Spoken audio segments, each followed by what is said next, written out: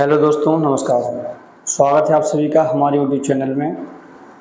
आज हम एक बुक का रिव्यू करने वाले हैं जो कि UPPSC exam, MPPSC exam, RAS, BPSC और मोस्टली जो वो बुक है वो यूपीएससी, आईएएस, आईपीएस, आईएफएस के लिए रिकमेंडेड है, जो कि नितिन सिंघानिया जी द्वारा लिखित है। इस पूरी बुक का आज हम रिव्यू करने वाले हैं।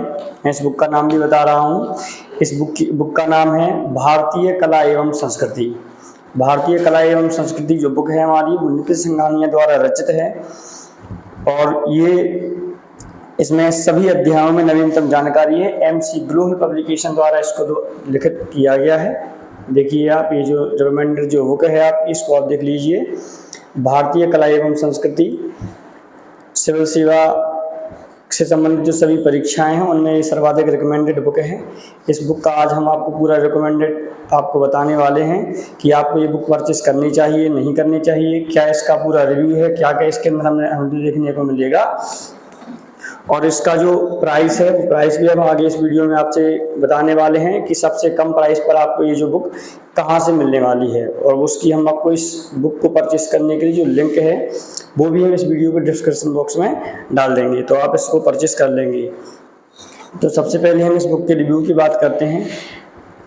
तो इसमें सबसे पहले हम देख लें कि ये इसका जो फ्रंट लुक है वो कुछ इस प्रकार से है। एमसी ग्लोबल पब्लिकेशन द्वारा इसको जो है लिखा गया है और इसके जो देखिए ये बुक है हमारी। इसके बाद इसका जो बैकलॉग है वो कुछ इस प्रकार से है। भारतीय कला एवं संस्कृति, एमसी ग्लोबल पब्लिकेशन, और ये यहाँ पर इसमें बारकोड भी दिया गया है। इसके साथ ही हम आपको बात कर लें कि जब ये बुक आप गूगल पर परचेस करने के लिए जाएंगे तो एक बुक आपको जो है बहुत महंगी मिलेगी, लेकिन आपको हम एक लिंक इसमें जो है डिस्क्रिप्शन बॉक्स में डाल देंगे, तो आपको जो ये बुक है वो आपसे सबसे कम प्राइस पर आपको मिलेगी। तो हम इस बुक के रिव्यू के बारे में बात कर लें तो पहले हम उसकी बात कर लेते हैं। भारतीय कला एवं संस्कृति सिविल सेवा एवं अन्य प्रतियोगी परीक्षाओं के लिए नितिन सिंघानिया द्वारा ये रचित है। एमसी ग्लोबल पब्लिकेशन द्वारा सभी अध्यायों की नवीनतम जानकारी इसमें ऐड की गई है। इस संस्करण में 3 नए अध्याय भी ऐड किए गए हैं। ऑनलाइन समसामयिक की मूड टेस्ट भी इसमें बताए गए हैं। अध्यायों की व्याख्यात्मक वीडियो भी इसमें जो है QR कोड दिया गया है। उस QR कोड के माध्यम से हम अपने मोबाइल फोन में स्कैन करके उसको भी हम खोल सकते हैं। यहाँ जब हम इस बुक को ओपन करते हैं तो आप देखेंगे कि यहाँ पर जो है आपको ऑनलाइन लर्निंग रिसोर्सेज के बारे में इसकी पूरी डिटेल यहाँ पर दी गई है, देख लीजिए। और इसके बाद ये हमारा कुछ फ्रंट पेज इस प्रकार से आपको देखने को मिलेगा।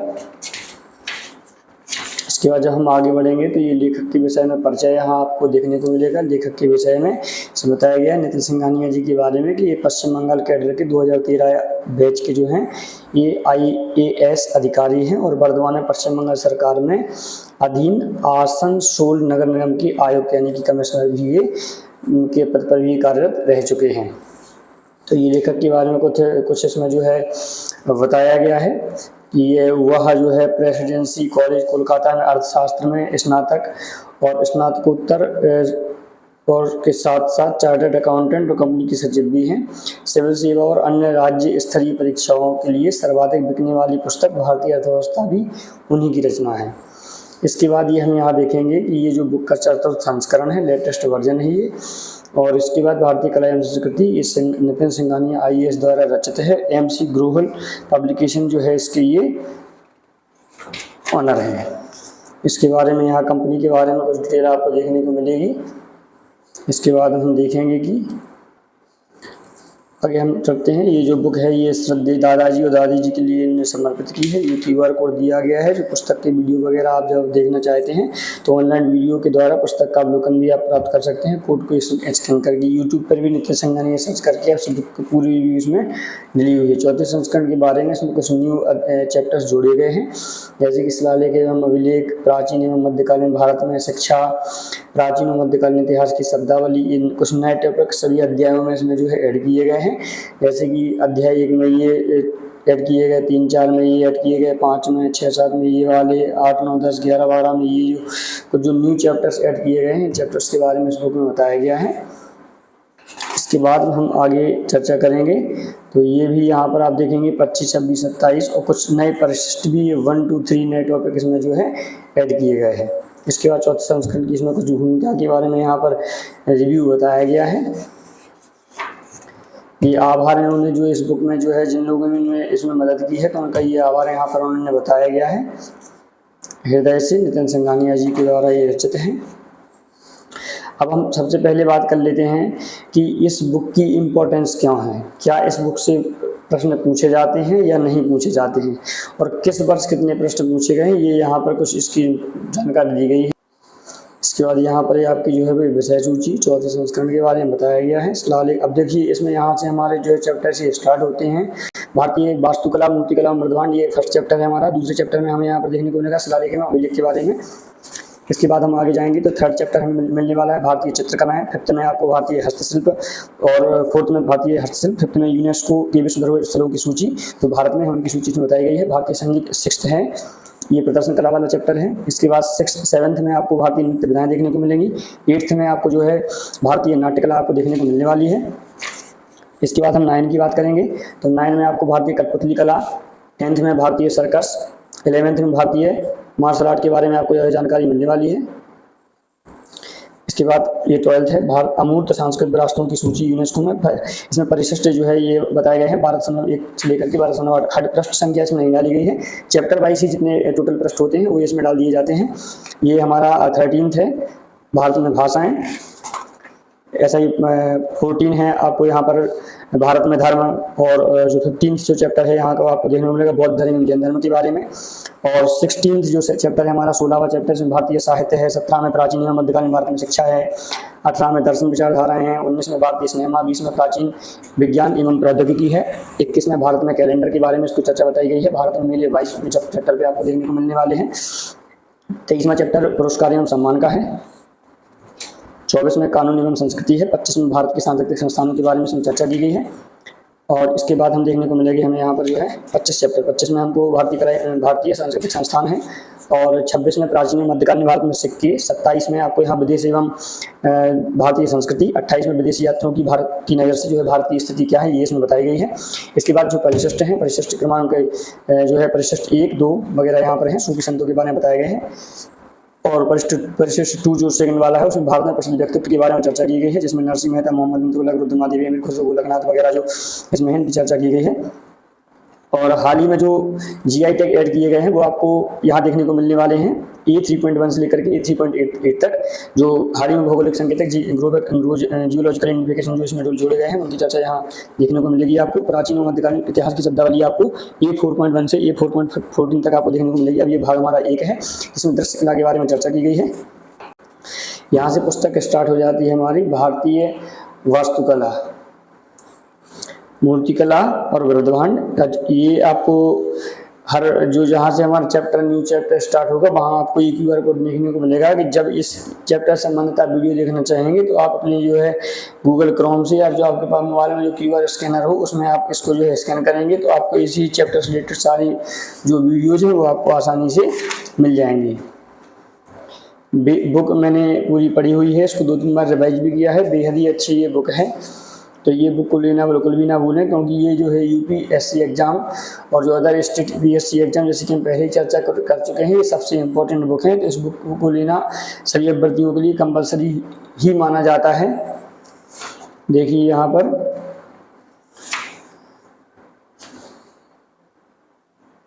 इसमें कांस्य मूर्तियाँ, देखिए यहाँ पर टेराकोटा, मृदभांड के बारे में सारी चर्चा यहाँ आपको देखने को मिलेगी। ये सारा यहाँ पर हमारा जो नेशनल एम्बलम है जो आपका स्तंभ है इसके बारे में यहाँ पर पूरा डिटेल बताई गई है।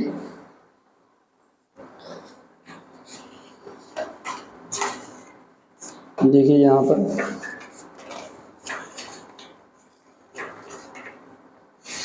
सारा यहाँ पर बताया गया है। बुद्ध के जीवन से संबंधित जो महत्वपूर्ण चर्चा है वो भी यहाँ पर बताई गई है कि बोधि वृक्ष के नीचे अंतिम ध्यान के दौरान बुद्ध द्वारा इस मुद्रा का प्रयोग किया गया था। ये वो वाली मुद्रा है, ध्यान मुद्रा जिसे हम कहते हैं।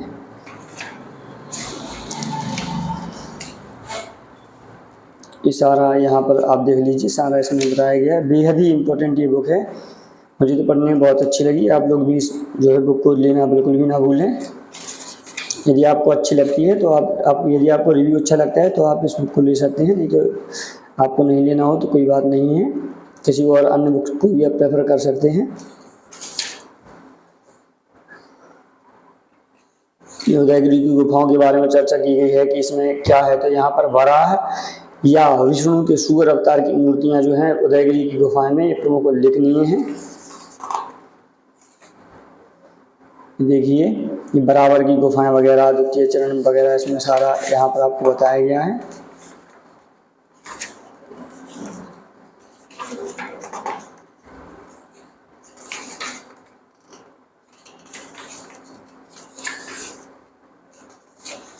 बेहद अच्छी बुक आपको देखने को मिलने वाली है। देखिए भाई कितनी अच्छी ये बुक है, पूरी बुक का ये रिव्यू मैं आपको बता रहा हूँ अभी। देखिए इसकी जो प्रिंटिंग है और इसकी जो पेज की जो क्वालिटी है, इसकी जो पेज की क्वालिटी है, ये पेज की क्वालिटी से मुझे बहुत अच्छी लगी। पेज की क्वालिटी बेहद ही आपको रोचक देखने को मिलने वाली है। यहाँ पर भारत के 12 जो ज्योतिर्लिंग भगवान शिव के पूरे भारत में फैले हुए हैं उनके बारे में यहाँ पर पूरा बताया गया है कि कौन, जैसे हम यहाँ इसकी चर्चा कर लें तो जो भारत की जो टोटल जो ज्योतिर्लिंग है वो भारत के अंदर टोटल 12 ज्योतिर्लिंग हैं, क्योंकि सोमनाथ सौराष्ट्र में गुजरात में ये है, नागेश्वर भी गुजरात में है, मल्लिकार्जुन आंध्र प्रदेश, महाकालेश्वर मध्य प्रदेश, ओंकारेश्वर मध्य प्रदेश, काशी विश्वनाथ उत्तर प्रदेश, केदारनाथ उत्तराखंड, वैद्यनाथ आपका झारखंड में देखने को मिलने वाला है, रामेश्वरम तमिलनाडु, घृष्णेश्वर आपका महाराष्ट्र, त्र्यंबकेश्वर महाराष्ट्र, भीमाशंकर महाराष्ट्र। तो ये कुछ आपको देखने को मिलने वाले हैं। ये सारी चर्चा यहाँ पर बहुत सारे जो मंदिर वगैरह हैं, मूर्तियाँ हैं या जो प्राचीन स्थल हैं, जो GI टैग वगैरह हैं, ये सारी इम्पोर्टेंट जो इन्फॉर्मेशन है इस बुक में आपको सारी देखने को मिलने वाली है। देखिए कोणार्क के सूर्य मंदिर वगैरह, जो अमृतसर का जो स्वर्ण मंदिर वगैरह है, और जो आपके एलोरा की गुफाएं हैं, उदयगिरी की गुफाएं हैं। उदयगिरी की गुफाएं बेसिकली 2 जगह हैं भारत में, एक तो मध्य प्रदेश की विदिशा में आपको उदयगिरी की गुफाएं देखने को मिलने वाली हैं, और दूसरी आपको जो उदयगिरी की गुफाएं हैं वो आपको जो है उड़ीसा में भी देखने को मिलेंगी। देखिए बुक बेहद ही अच्छी आपको देखने को मिलने वाली है। ये सर्वोच्च न्यायालय उस टाइम की फ़ोटो बताई गई है, सर्वोच्च न्यायालय, और ये जो है संसद भवन नई दिल्ली का। बहुत इंपॉर्टेंट आपको ये बुक है। ये सेकंड चैप्टर जैसे कि यहाँ से स्टार्ट हो गया, जैसे हमने पहले ही चर्चा की थी कि जहाँ से न्यू चैप्टर स्टार्ट होगा तो वहाँ पर जो है आपको ये QR कोड देखने को मिलेगा कि जो जैसे QR कोड के स्कैन करेंगे तो इस चैप्टर से रिलेटेड जो सारी इन्फॉर्मेशन है, जो वीडियोज़ वगैरह हैं वो आपको देखने को मिल जाएंगे। ये देखिए इस लालेख वाला है आपका पूरा चैप्टर ये आपको आ गया है। इसमें देखो ये भी एक इम्पोर्टेंट है, यहाँ आप देखिए कि गुर्जरा में पहला लघु शिलालेख उत्कीर्ण किया गया है। अशोक के नाम की का उसकी पूर्ण उपाधि देवा नाम प्रियदर्शी अशोक राजा के साथ प्रयोग किया गया है। यानी कि जो गुर्जरा का जो लघु शिलालेख है मध्य प्रदेश में, यह पहला ऐसा शिलालेख है जिसमें अशोक को उसके पूरे नाम देवा नाम प्रियदर्शी अशोक राजा के नाम से इसको संबोधित किया गया है। ये भारत का पहला ऐसा शिलालेख है जो यहाँ देखने को मिल रहा है जिसमें अशोक का पूरा नाम जो है उसको बताया गया है। यहाँ देख लीजिए अशोक के कुछ अन्य शिलालेखों के बारे में चर्चा की गई है, जैसे कि यहाँ बताया गया है कि इलाहाबाद स्तंभ को रानी का अभिलेख भी कहते हैं। इलाहाबाद स्तंभ पर रानी अभिलेख भी है जिसमें अशोक घोषणा करता है कि रानी को उसके उपहारों के लिए श्रेय दिया जाना चाहिए।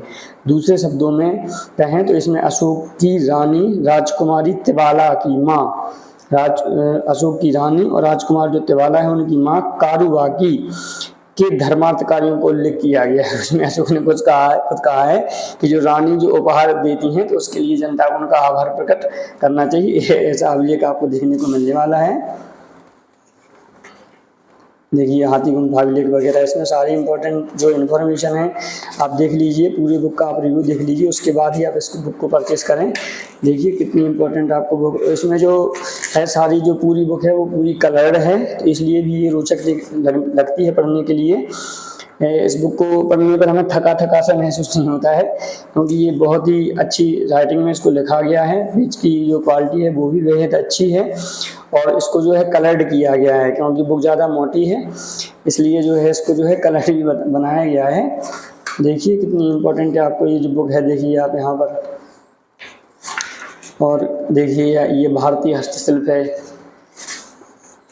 देखिए tie and dye, tie and dye, tie बांधना और रखना। टाई एंड डाई मूवी भी है, वैसे आप देखना चाहें तो अच्छी मूवी है टाई एंड डाई। और ये यहाँ पर टाई को बांधना और रखने के बारे में भी यहाँ पर बताया गया है। और ये भारतीय हस्तशिल्प है, भारत की पारंपरिक क्षेत्रीय साड़ियाँ यहाँ पर, जैसे कि आपको यहाँ पर देखने को मिलने वाली है जम्मू कश्मीर में जामावर की साड़ियाँ, आपको यहाँ उत्तर प्रदेश में तंजोई जरी वस्त्र है, आपको यहाँ बिहार में जो है आपको यहाँ पर मिलने वाला है भागलपुरी रेशम, ये यहाँ पर आपको नहीं मिलने वाला है। आपको पश्चिम बंगाल में तांत, बालूचरी, जामदाई, धक्कई और नीलांबरी। इसी प्रकार से आपको उड़ीसा में भी देखने को मिलने वाली है। आपको छत्तीसगढ़ में, मध्य प्रदेश में चंदेरी तो फेमस है ही, चंदेरी की साड़ियाँ जो कि अशोकनगर में है। और गुजरात में पाटन पटोला, जामनगरी बंदी इम्पोर्टेंट है। आपको यहाँ महाराष्ट्र में आपको जो है नौवारी और पैठणी साड़ियाँ हैं, वो भी आपको देखने को मिलने वाली हैं। देखिए ये सारी ये बुक है, इस बुक को आप देख लीजिए पूरा। देखिए YouTube पे पहली बार मैं इस पूरी बुक का जो है रिव्यू आपको दे रहा हूँ कि आपको कोई भी जो है कुछ ऐसी जो इम्पोर्टेंट चीज़ें हैं वो आपको छूट ना जाए, ताकि आपको लगे कि बुक नहीं खरीद के गलती की या बुक को खरीद को गलती कर ली। इसलिए आप पूरे रिव्यू को आप यहाँ जो है पहले रीड कर सकते हैं, उसके बाद ही आप इस बुक को जो है परचेज करें। और इस बुक से रिलेटेड कुछ भी इन्फॉर्मेशन, आपको जो अदर इन्फॉर्मेशन है वो भी यदि आपको लेनी हो, जो आपको समझ में नहीं आ रहा हो, तो आप कमेंट बॉक्स में ज़रूर इसमें जो है लिखें। तो कमेंट बॉक्स में मैं आपको रिप्लाई देने की पूरी कोशिश करूंगा, और आपको पूरी जो इम्पोर्टेंट इन्फॉर्मेशन आपके क्वेश्चन से रिलेटेड होगी वो भी मैं आपको जो है कमेंट बॉक्स में दे दूँगा। देख लीजिए, बुक यदि इम्पोर्टेंट है, आपको देखने को मिलने वाली है। देख लीजिए आप। महत्वपूर्ण युद्ध कलाएँ, किस राज्य में कौन सी युद्ध कला है, ये भी इसमें यहाँ पर बताया गया है। सारी जो इम्पोर्टेंट चीज़ें हैं वो लगभग जो है आपको अमृत सांस्कृतिक विरासतों की यूनेस्को सूची भी यहाँ पर आप देखने को मिलेगी चैप्टर नंबर 12 में। देखिए ये सारा, और जो नृत्य वगैरह, कौन सा नृत्य कहाँ पर है, कौन सा संगीत कहाँ के लिए फेमस है, और उसका जो इतिहास रहा है वो भी कैसा रहा, ये सारी इम्पोर्टेंट जो इन्फॉर्मेशन है इस बुक में आपको पूरी मिलने वाली है। देखिए पूरी जो देखो, अब यहाँ पर अष्टाध्यायी के बारे में भी बताया गया है, भाषा परिवार वगैरह है। आपको ये सारी जो बुक है आपको ये बेहद ही इम्पोर्टेंट है। देखिए आप कितनी अच्छी बुक आपको यहाँ देखने को मिलने वाली है। और उसकी कीमत जो आपको है मीशो पर, वो भी जो है 350 से 400 रुपये के बीच में आप आसानी से आपको मिल जाएगी। आप चाहें तो अमेजन से, फ्लिपकार्ट से, मीशो से, या किसी अन्य जो प्रेफर्ड ऐप जिससे आप परचेज़ करते हैं उससे भी आप इसको जो है परचेज़ कर सकते हैं। देखिए बुक मेरे हिसाब से मुझे देखने में बहुत अच्छी लगी। साइज़ थोड़ा मोटा ज़रूर है, लेकिन बुक अच्छी है। देखिए यहाँ पर आप, ये अमूक बोलती फिल्म है। देखिए आप, आलम आरा फिल्म जगत के बारे में भी इसको यहाँ पर बताया गया है सारा। ब्रह्मोच्च चंद्र, यहाँ पर आपको जो है सारी राशियाँ भी देखने को मिलने वाली है, जैसे कि मेष, वृषभ, मिथुन, कर्क, सिंह, कन्या, तुला, वृश्चिक, धनु, मकर, कुंभ, मीन, ये सारी राशियों के बारे में भी यहाँ पर सौरवर्ष, चंद्रवर्ष, चंद्र सौरवर्ष, सौरमास ये किसे क्या कहते हैं, ये सारी इंपॉर्टेंट इन्फॉर्मेशन। अधिक मास किसे कहते हैं, जैसे यहाँ पर बताया गया है कि चंद्रवर्ष में 354 दिन होते हैं, तो चंद्रवर्ष में 354 दिन होते हैं, और जो सौरवर्ष है उसमें होते हैं 365। तो दोनों का जो डिफरेंस बचता है वो बचता है हमारा 11 दिन का। 11 दिनों का समायोजन करने के लिए प्रत्येक 2 वर्ष में 6 मास के अंतराल पर चंद्र कैलेंडर में एक अंतर्वर्षीय मास जोड़ा जाता है। इसे अधिक मास या मल मास के नाम से भी जो हम जानते हैं। तो प्रश्न अगर आपसे पूछ लिया जाए कि मल मास क्या है, तो इसकी भी आप इम्पोर्टेंट जो इन्फॉर्मेशन है वो आपको आसानी से जो है दे सकते हैं। उत्तरायण दक्षिणायन के बारे में भी यहाँ आपको जो है मिलेगी। देखिए बैसाखी वगैरह जो अन्य जो है, देखिए आप पूरी बुक का रिव्यू मैं आपको जो है कराने वाला हूँ। भारत रत्न के बारे में भी आप यहाँ पर देख लीजिए, जैसे कि यहाँ बताया गया है कि भारत रत्न का प्रारंभ कब किया गया। तो भारत रत्न का जो प्रारंभ है वो आपको जो है 1954 में किया गया है। तो भारत रत्न के बारे में आप यहाँ पर देखिए कि भारत रत्न उपाधि का शाब्दिक अर्थ है भारत का रत्न, और यह भारत गणराज्य द्वारा प्रदान किए जाने वाला भारत का सर्वोच्च नागरिक सम्मान है। और तो यहाँ पर आप देख लीजिए सारी इसकी इम्पोर्टेंट इन्फॉर्मेशन भी बताई गई है। भारत रत्न को कब प्रारंभ किया गया, कब बंद किया गया, फिर पुनः प्रारंभ इसको कब किया गया, किस व्यक्ति को कब दिया गया, किसको मरणोपरांत दिया गया, किस वर्ष में कितने दिए जाते हैं, कितने दिए जा सकते हैं, सर्वाधिक कब दिए गए, सारी इंपॉर्टेंट इन्फॉर्मेशन आपको यहाँ पर। ये पद्म पुरस्कार है, इनकी शुरुआत भी आपको 1954 में ही की गई थी। तो इनमें भी ये जो आपके राष्ट्रीय फिल्म पुरस्कार हैं इनकी शुरुआत भी 1954 में की गई। साहित्य फिल्म अकादमी पुरस्कार की शुरुआत भी 1954 में की गई। सबकी अलग अलग की गई, बेसिकली कुछ की जो है सेम ईयर में जो है की गई है उनकी। ये 24 जो है आपको यहाँ पर कानून नियम और संस्कृति का अध्याय आपको देखने को मिलने वाला है। आर्थिक को संरक्षण, ये देखिए आप यहाँ पर सारा इसमें आपको जो है मिलने वाला है। पूरी बुक का रिव्यू आप जो है देख लीजिए। इसमें 25 जो आपको 25वां अध्याय है वो नाटक संगीत अकादमी के बारे में, सांस्कृतिक संस्थान के बारे में यहाँ पर आपको बताया गया है। AIR ऑल इंडिया रेडियो के बारे में, उसको शुरुआत कब की गई, किसके अधीन ये है, तो सूचना एवं प्रसारण मंत्रालय भारत सरकार के अधीन है ये AIR ऑल इंडिया रेडियो। वैसे AIR का पूर्ण ऑल इंडिया रैंक भी होता है, लेकिन इस मीन्स में ये ऑल इंडिया रेडियो है, जिसका जो टैगलाइन है वो है बहुजन हिताय बहुजन सुखाय। ये प्रश्न पूछा जाता है कि भारत की जो मोहर है, राष्ट्रीय मोहर क्या होती थी पहले, जो नेशनल एम्बलम जो अभी हमारा अशोक चिन्ह है उसके पहले क्या है, तो हाथी पहले जो है राष्ट्रीय मोहर थी, हाथी। उसके बाद जो इसको चेंज करके अशोक स्तंभ बना दिया गया है। प्राचीन और मध्यकालीन भारत में जो सिक्के हैं, ये सारे सिक्कों के बारे में इसमें आपको जो है इन्फॉर्मेशन मिलने वाली है। देखिए आप सारी इन्फॉर्मेशन आपको मिलने वाली है। यदि इस वीडियो पर अच्छे लाइक और कमेंट्स आते हैं तो अन्य बुक का भी हम रिव्यू जो इम्पोर्टेंट जो UPSC, PSC, UPPSC, संघ लोक सेवा आयोग से रिलेटेड जो इम्पोर्टेंट बुक्स होगी, BPSC हो, MPPSC हो, RAS हो, कुछ भी से रिलेटेड है, जो भी इम्पोर्टेंट बुक्स जो होती हैं उन सभी का रिव्यू मैं इस चैनल पर लगातार डालता रहूँगा। यदि इस चैनल पर जो है इस वीडियो पर अच्छे लाइक और कमेंट्स आते हैं तो सपोर्ट आपको ज़रूर करना है, और चैनल को सब्सक्राइब तो आपको करना ही है। चैनल को सब्सक्राइब करना बिल्कुल ना भूलें, ताकि इससे जो रिलेटेड जो इम्पोर्टेंट वीडियोज़ हैं वो आपको जो है आपको लगातार आपके पास आती रहें। वीडियो लंबा ज़रूर हो गया है, लेकिन वीडियो में आपको सारी इम्पोर्टेंट इन्फॉर्मेशन जो है आपको मिल गई है, क्योंकि आपको पैसे देना है, बुक फ्री में तो वैसे भी नहीं मिलती है। तो पैसे खर्च करने के पहले पूरी बुक का हमें जो है रिव्यू लेना ज़रूरी होता है कि बुक कैसी है, उसके बाद ही हम बुक को परचेज करें तो अच्छा रहता है। देखिए सारा, देखिए अलवार वगैरह ये सारा जो है इसमें बताया गया है। बुक एंड होने को ये, इसलिए आप लोगों का जो इंतज़ार था वो इंतज़ार भी आपका जो है ख़त्म होने वाला है। देखिए ये सारा जो है इसमें अमीर खुसरो के बारे में, नरसिंह मेहता वगैरह, GI पंजीकरण की महत्व, देखिए ये सबसे इम्पोर्टेंट है। एवरी एग्जाम में आपको पूछा जाने वाला है, जैसे कि GI टैग पंजीकरण के बारे में कुछ महत्वपूर्ण तथ्य हैं कि इनको जो है भारत में geographical indication of goods registration protection act 1999 और 232/009 यानी 2003 में इसको लागू किया गया। GI टैग के पंजीकरण की प्रमाणन भारत सरकार द्वारा जो है किया जाता है। और इसको कब 1999 में जो इसको लाया गया। केवल वस्तुओं को GI टैग प्रमाण दिया जा सकता है, सेवाओं को नहीं। ये भी इम्पोर्टेंट है आपको कि जो GI टैग दिया जा सकता है वो वस्तुओं को दिया जा सकता है, केवल जो GI टैग है वो वस्तुओं को दिया जा सकता है।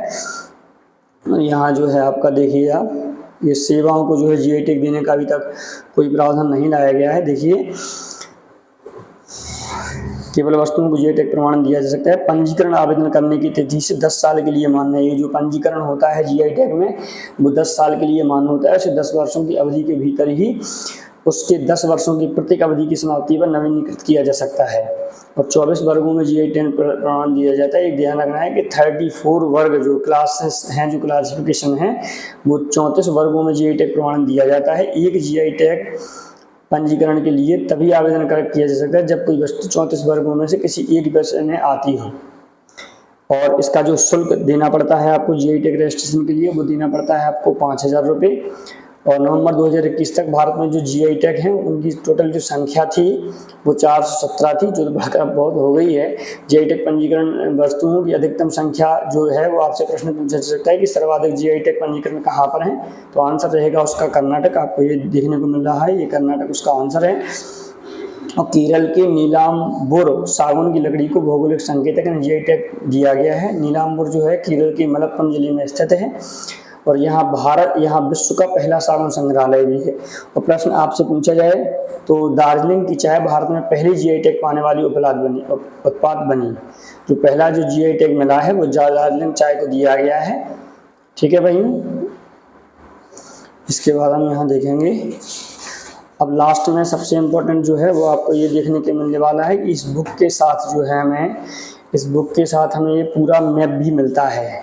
देखिए ये पूरा बड़ा एक मैप है, ये पूरा मैप भी हमें इस बुक के साथ मिलता है जिसमें सारे उत्पाद वगैरह, बहुत बड़ा मैप है ये, देख लीजिए आप, सारा कलर्ड मैप है आपका। तो यदि आप इस वीडियो को अच्छी लगी हो तो इस वीडियो को लाइक करना बिल्कुल भी ना भूलें। तो दोस्तों, जिस प्रकार से हमने इस बुक का रिव्यू देखा, ये जो पूरी बुक थी इसके जो लेखक हैं वो नितिन सिंघानिया जी हैं और जो पब्लिकेशन है वो एमसी ग्लोबल है। अब हम इसके प्राइस की बात कर लेते हैं कि आपको ये कहाँ सबसे सस्ती ये बुक आपको मिलने वाली है। तो सबसे पहले जब आप इसको गूगल पर इसको सर्च करेंगे, तो गूगल पर सर्च करने पर आप देखेंगे कि जो है ये बुक आपको 899, 799 रुपये या 1000 रुपये, कहीं कहीं 1200 रुपये भी आपको इसका प्राइस डला हुआ मिलेगा। लेकिन आपको क्या करना है, आपको अमेजन पर जाना है। तो अमेजन पर आप इसको जो है चेक करेंगे कि इसका प्राइस कितना आ रहा है। आई थिंक इसका प्राइस 599 या 699 देखने को मिलेगा।